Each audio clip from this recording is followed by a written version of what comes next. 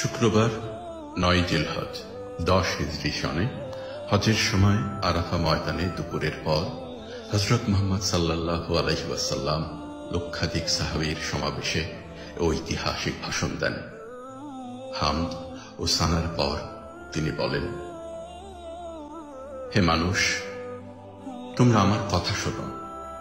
এরপর এই স্থানে তোমাদের সাথে আর একত্রিত হতে পারবো কিনা জানি না।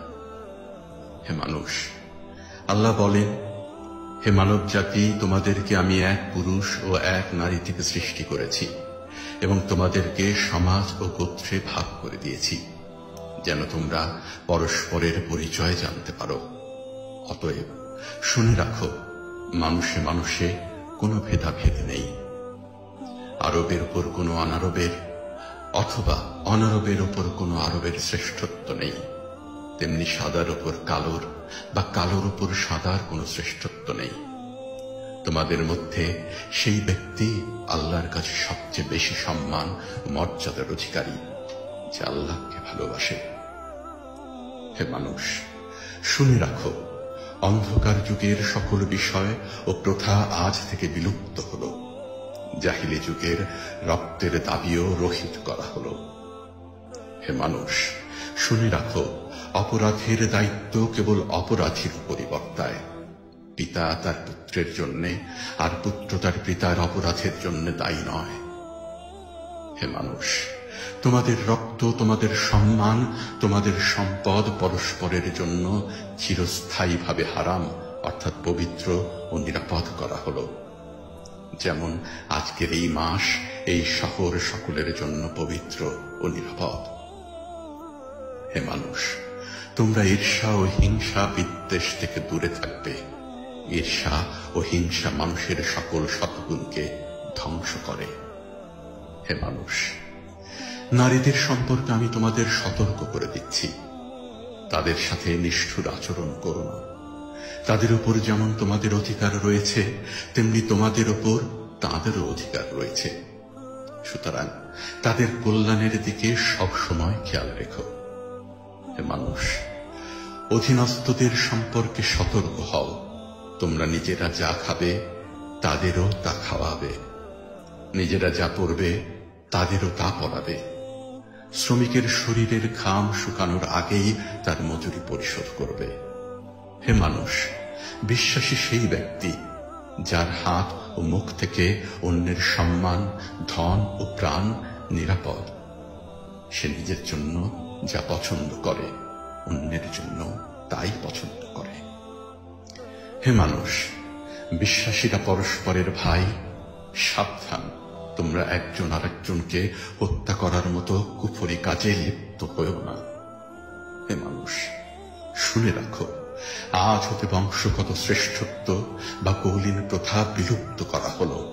কুলীন বা শ্রেষ্ঠ সেই যে বিশ্বাসী ও মানুষের উপকার করে। হে মানুষ, ঋণ অবশ্যই ফেরত দিতে হবে। বিশ্বস্ততার সাথে প্রত্যেকের আমানত রক্ষা করতে হবে। কারো সম্পত্তি সে যদি স্বেচ্ছায় না দেয়, তবে তা অপর কারো জন্য হালাল নয়। তোমরা কেউ দুর্বলের উপর অবিচার করো না। হে মানুষ, জ্ঞানীর কলমের কালি শহীদের রক্তের চেয়েও মূল্যবান। জ্ঞান অর্জন প্রত্যেক নরনারীর জন্য ফরজ, কারণ জ্ঞান মানুষকে সঠিক পথ দেখায়। জ্ঞান অর্জনের জন্য প্রয়োজনে তোমরা চিনে যাও। হে মানুষ, তোমরা তোমাদের প্রভুর ইবাদত করবে, নামাজ কায়েম করবে, যাকাত আদায় করবে, রোজা রাখবে, হজ করবে আর সঙ্গবদ্ধভাবে নেতাকে অনুসরণ করবে। তাহলে তোমরা জান্নাতে দাখিল হতে পারবে। হে মানুষ, শুনে রাখো, একজন কুষ্টিকতাকার ব্যক্তিও যদি তোমাদের নেতা মনোনীত হয়, যতদিন পর্যন্ত সে আল্লাহর কিতাব অনুসারে তোমাদের পরিচালিত করবে, ততদিন পর্যন্ত তার আনুগত্য করা তোমাদের অবশ্য কর্তব্য। হে মানুষ, শুনে রাখো, আমার পর আর কোন নবী নেই। হে মানুষ, আমি তোমাদের কাছে দুটি আলোকবর্তিকা রেখে যাচ্ছি। যতদিন তোমরা এই দুটো অনুসরণ করবে, ততদিন তোমরা সত্য পথে থাকবে। এর একটি হলো আল্লাহর কিতাব, দ্বিতীয়টি হলো আমার জীবন দৃষ্টান্ত। হে মানুষ, তোমরা কখনোই ধর্ম নিয়ে বাড়াবাড়ি করো না, কারণ অতীতে বহু জাতি ধর্ম নিয়ে বাড়াবাড়ির কারণে ধ্বংস হয়ে গেছে। হে মানুষ, প্রত্যেককেই শেষ বিচারের দিনে সকল কাজের হিসাব দিতে হবে, অতএব সাবধান হও। হে মানুষ, তোমরা যারা এখানে হাজির আছো, আমার এই বাণীকে সবার কাছে পৌঁছে দিও। এরপর তিনি জনতার উদ্দেশ্যে জিজ্ঞাসা করলেন, হে মানুষ, আমি কি তোমাদের কাছে আল্লাহর বাণী পৌঁছে দিয়েছি? সকলে সমস্যার জবাব দিল, হ্যাঁ। এরপর নবীজি সাল্লাল্লাহু আলাইহি ওয়াসাল্লাম বললেন, হে আল্লাহ, তুমি সাক্ষী থাকো, আমি আমার সকল দায়িত্ব পালন করেছি। আমিন।